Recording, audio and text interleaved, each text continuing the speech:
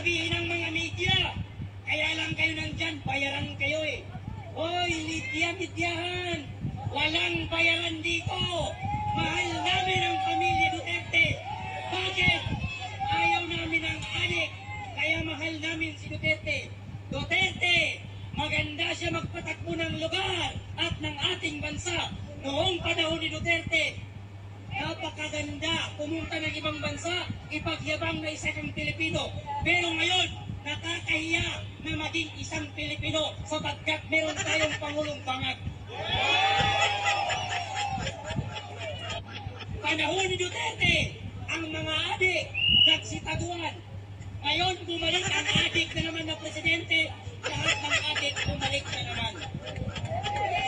Nangampanya si Bongbong Marcos, anong sabi niya? Pag ako ang nanalo, 25 lang ang isang kilong bigas. Naupo ang Bangag.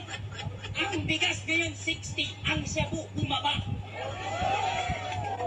Ang pangako niya, bigas ang bababa. Ngayon siya ang naupo, bumahal ang bigas, bumaba ang Cebu. Grabe naman yan.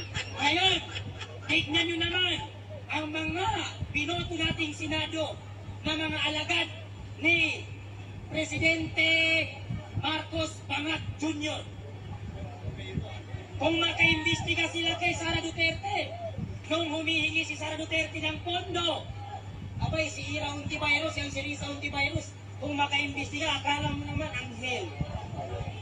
Eh ikaw ang tanungin namin na Risa Hontiveros, yung kinurakot mo, yung ninakaw mo, na 90 billion sa PhilHealth, saan mo pinunta? Tapos kung makaimbestiga ka, akala mo malinis ka, isa kang crocodile na malaki.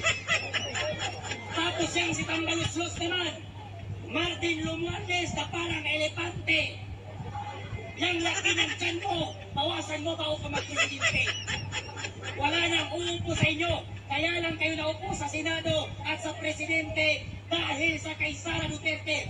Kung hindi lang kayo dumikit kay Sara Duterte, kahit kagawad hindi nyo makuha. Oo, wala kayong makukuha, wala kayong utang na loob.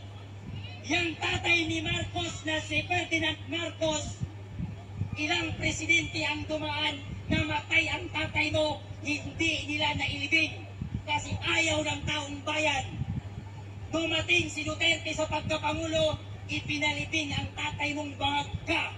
Ngayon, ikaw ay dumikit sa Duterte, nanalo ka dahil sa kawalang hiyan mo at wala kang utang na loob.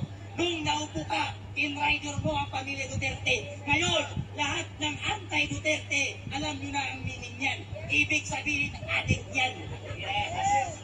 Pag ang tao galit sa kay Duterte, adik yan. Pag ang Senado galit kay Duterte, adik yan. Pag ang mga congressman sa representative ng House Committee